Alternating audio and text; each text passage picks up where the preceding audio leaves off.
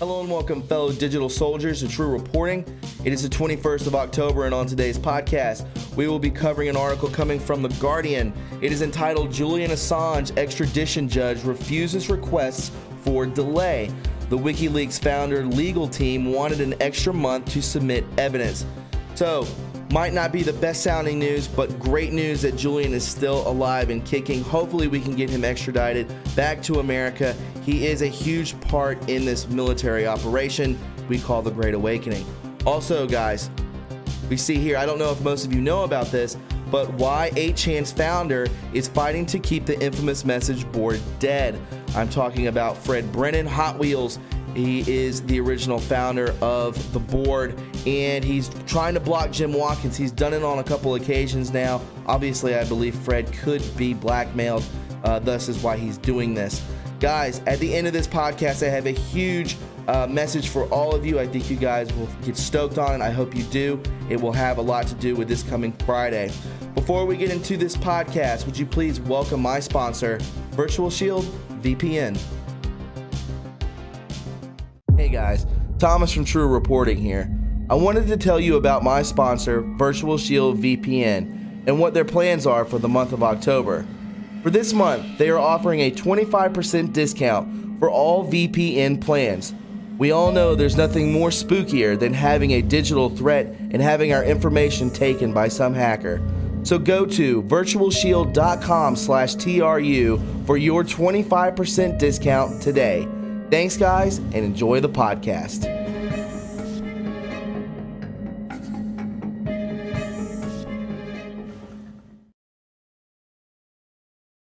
All right, guys, it's good to have you aboard. Before we get into today's podcast, would you please go ahead and subscribe to my backup channel, True Reporting 2.0. Just go into the search bar on YouTube, type in True Reporting 2.0, and click subscribe. Also, the link is in the description box below. Secondly, my friends, would you please go ahead and click that notification bell so when I post to this channel, you'll be the first to know.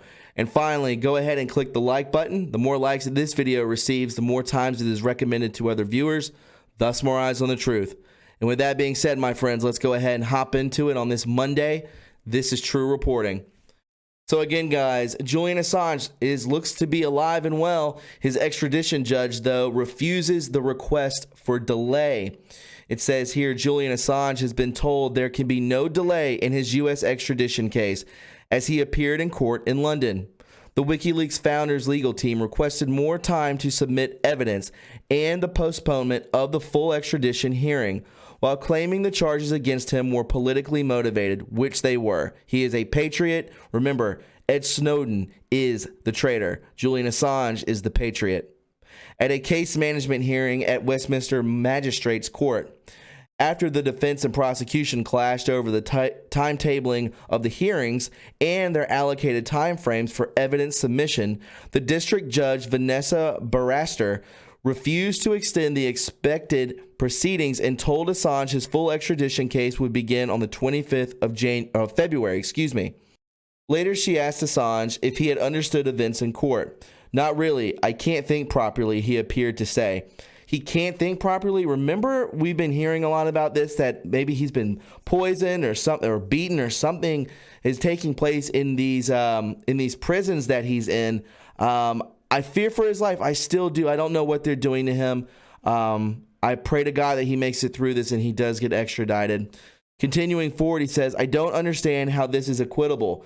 This superpower had 10 years to prepare for this case, and I can't access my writings. It's very difficult where I am to do anything, but these people have unlimited resources.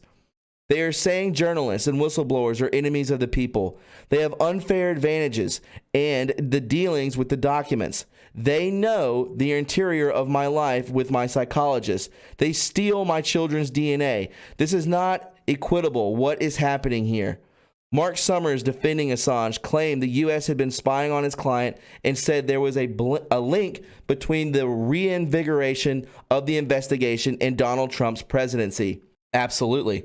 This is part of an avowed war on whistleblowers to include investigative journalists and publishers, Summers said. And as you can see from my friend Zach Voorhees, we also have the whistleblower coming from CNN. Zach Voorhees is from Google. These people are stepping forward because they see the political biasness. They see the manipulation within the American people, and it's going to stop. We've got to get a patriot on the likes of the levels of Julian Assange back home safe and sound. Don't you agree? The American state has been actively engaged in intruding on privileged discussions between Mr. Assange and his lawyers. He referred to reports that Spanish courts are investigating a security company that allegedly worked in conjunction with the U.S. to obtain information by unlawful acts, thefts, and clandestine surveillance within the Ecuadorian embassy, with increasing intensity from 2017 onwards, and asked for more time to prepare evidence for the case. The prosecutor, James Lewis QC, representing the UK government, said he strongly opposed Assange being given more time to prepare evidence, preempting their later request. Assange, 48 years old, faces extradition to the U.S. over allegations he conspired to break into a classified Pentagon computer and could receive a 175-year jail sentence if convicted. I do not believe that Trump will go against Julian Assange. I don't believe this will ever happen. I know the NSA knows that Julian Assange is in fact a patriot, so we have to stand by that. I say, guys, that we pray for Julian Assange for his health, that he does get extradited, and then Trump pardons him. I believe that's the route that this will take. It says here, as he entered the dock on his third public appearance since his arrest in April, people in the packed public gallery raised their fists in solidarity. The former London mayor, Ken Livingstone, and the journalist, John Pilger, were among those in attendance. Afterwards, the German Bundestag member Ike Hansel echoed warnings from Amnesty International and warned of a bleak future for journalists publishing truthful information contrary to U.S. interests. The British government and the EU must both reject this extraterritorial political prosecution, she said. WikiLeaks said Assange was being kept in isolation without access to legal papers, a computer, or meaningful participation in his case, and that the conditions were significantly obstructing his legal defense. The site's editor-in-chief, Kristen Hanfredson, said the case should be thrown out immediately, adding, not only is it illegal on the face of treaty, the U.S. has conducted illegal operations against Assange and his lawyers, which are the subject of a major investigation in Spain. This was not under the Trump administration. This was obviously under Hussein's administration, because Hussein is the enemy and Assange is proving so. He's proving that these people were trying to bring down our country from the get-go. Court proceedings continued while a protest attended about 100 activists chanting, "Free Julian Assange," and no extradition. There's only one decision took place outside. After the hearing, a van believed to be returning Assange to prison was approached by his supporters who slapped the sides of the vehicle.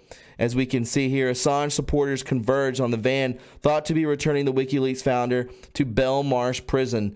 And you can see here, let's go ahead and check out this video.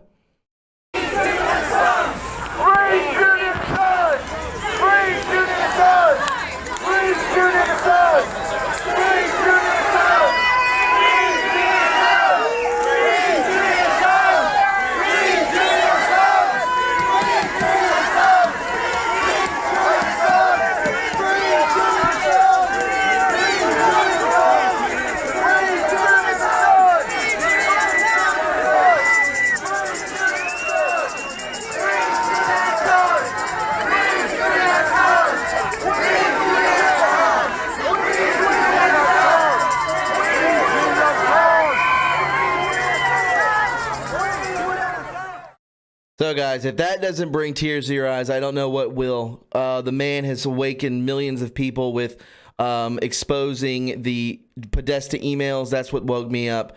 And I pray for him, guys. The man doesn't deserve this, and we all know that. Assange last appeared in court in May, when he was jailed for 50 weeks for skipping bail by going into hiding into the Ecuadorian embassy in London in 2012. He had done so to avoid extradition to Sweden, where he was wanted in connection with sexual offense allegations, which were lies.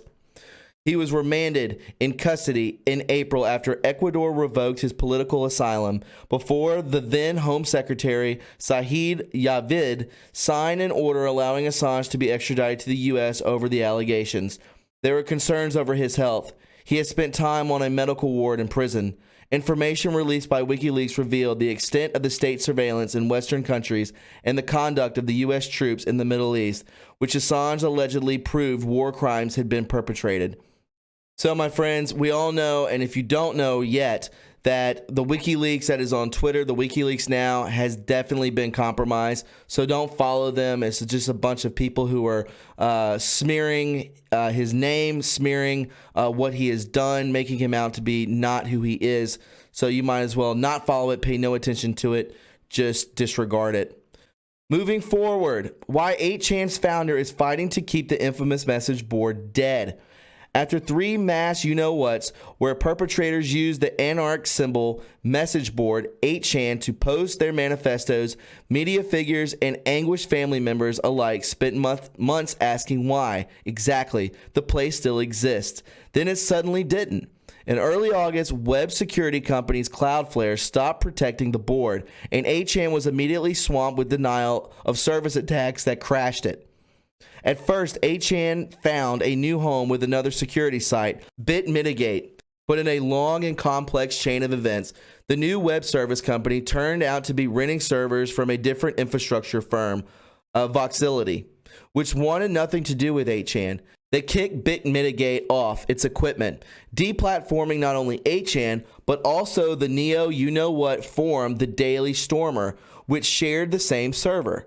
It looked like 8chan would jump from host to host, like an unwelcome guest crashing on an endless series of digital couches. But that didn't happen. The last real attempt until earlier this month was 8chan users trying to revive it through peer-to-peer sharing, only for it to fall apart when the users began getting swamped with malware.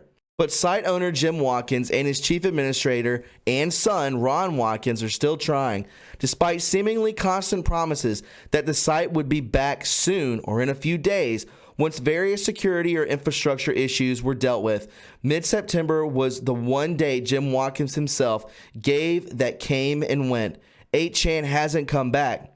Ron, CodeMonkeyZ, says, after a few weeks of building new groundwork to better protect user privacy and security, we are now in the final stretches before getting things back online. Beta testing of infrastructure in progress, verifying and confirming that all systems are functioning as expected, and this is from the 6th of October. The site recently rebranded itself as 8kun, a play on Japanese honorifics, denoting that 8chan has grown up and isn't the cesspool it used to be. It's not, my friends. It's actually a place of love and understanding and proof and evidence. But so far, multiple attempts to get the board back up as anything other than a test version have failed. An original 8chan creator, Frederick Brennan, couldn't be happier. Brennan created 8chan in 2013 as a free speech alternative to what we saw increasing censorship and moderation on other boards, but sold the site to Watkins in 2016. Since then, he has not only called for it to be shut down, but has actively tried to keep Watkins from bringing it back. Less than a day after Ron Watkins announced data migration from the old 8chan to the new 8kun was about to start, 8kun lost the new security provider it had found, the British firm Zaire, thanks to Brennan's intervention. Wow. Then we can see here from Frederick Brennan, ha ha ha, neither soon 8kun.net or 8kun.net are loading today, Thursday, the 17th of October in the Philippines. Why? Zaire broke the route. Thanks, Zaire. Wow. What a piece of trash, man. Suffice to say, today's victory brings 8kun one step closer to total annihilation, Brennan told the Daily Dot. But why is 8chan having so much trouble finding a new home? Can't it just relaunch anywhere? It's just a message board, and there are countless examples of those for every niche and hobby you can imagine. And what of the mysterious you-know-what anon, the supposed Trump administration insider that cooked up the vast conspiracy theory about the upcoming purge of the deep state? Why can't 17 just post somewhere else, like 4chan, where the first Q posts originated? I know people in the press and public have been baffled by this, Brennan said of the technical complexity behind 8chan's demise and potential rebirth. It comes down to both 8chan's reputation as one of the worst places on the internet and the difficulty in independently getting a website up and running safely without a major service provider. 8chan was blight on society. Jim's incompetent administration only made it worse. 3 you-know-whats. 8kun will be the same. His refusal to give up on 8chan will continue to drag my name through the mud. I want it gone. I don't need a reason beyond that, my friend. So, yeah, guys, I think this guy seems to be blackmailed because during all this taking place, he sold it in 2016. 17 wasn't around until the end of 2016. So we'll have to wait and see what takes place. I just feel that this Frederick guy, Hot Wheels, is definitely blackmailed. 8chan wasn't one board, but the home of hundreds of users' created message boards, all hosted on the same site. Some were extremely active. Others had little or no activity. The notoriously racist discussion board poll was the most active, and another heavily trafficked one was you-know-what research, the one and only home of 17. 17 was able to have others recognize them as 17 because the board provided a unique trip code that can't be used anywhere else. Thus, why 17 stays on that board. And Q followers have been conditioned to believe that 17 will only post on 8chan. Hence why 17 does not just return on something like Twitter or Telegram. The avatar can't post anywhere else and confirm their identity. Brennan believes that the more service providers he can turn against hosting 8chan/8kun, the less likely it is for the site to return. Being kicked off Zaire won't kill 8kun by itself, but the more internet service providers I get to say no thanks to 8kun, the more they'll have to rely on expensive bulletproof providers who charge more to cover the cost of the police raids and high-powered attorneys, he explained. Still, isn't someone going to see profit in the notoriety of 8chan? It was a hugely popular site that drew tens of thousands of unique views every day and outsized media attention to go with them. Even now, 17 acolytes hold their breath in anticipation of 8chan's return, hanging on every update, timetable, or bit of technical jargon. Even the noxious Neo you-know-what hub, the Daily Stormer, managed to find a new host after being dumped by Cloudflare. So why not 8chan? Brennan sees them as related, but not the same. I would say that 8chan is much more notorious due to all the deaths directly related to it, Brennan said. The Daily Stormer was toxic, but no one died from it, so it was much more able to make the free speech argument to ISPs. Beyond that, the Daily Stormer was a publication, not a message board. It's much easier to revive something like a blog than an image board, which thrives on instant updates and threads looking for the same for everyone. Because few companies own the servers that could host a site, the security software to protect it, and the infrastructure to get out into the world, Watkins has to deal with multiple firms to get 8kun off the ground. And if any of them can pull its support at any time, crashing the entire enterprise, this is the key to what Brennan is doing. Jim is finding it harder to line up support, and my action is increasingly isolating him, Brennan said. I got Zaire to drop him. The next domino will probably be OVH, the company that owns the servers 8kun was set to use. Wow.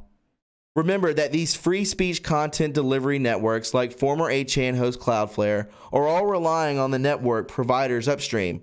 They don't own the lines. Jim won't be able to afford multiple connections right to the internet backbone, Brennan explained. And Brennan believed that once their companies shun 8kun, all that will be left are shady Russian and Eastern European ISPs, which may not even want to work with him, and which will charge exuberant rates. Referring to the publicly available parts of the internet that most of us use, Brennan says, the clear net is really not as lawless as people think. So does Brennan think 8kun will eventually come online? He's not sure, but he believes he's delayed it for the least 1 week or more. Meanwhile, 8chan's current owner continues to tease the site is about to return, with Jim Watkins recording a short video encouraging followers to hang together, while Ron Watkins tweets potential logos and details updates about the events that may or may not be happening.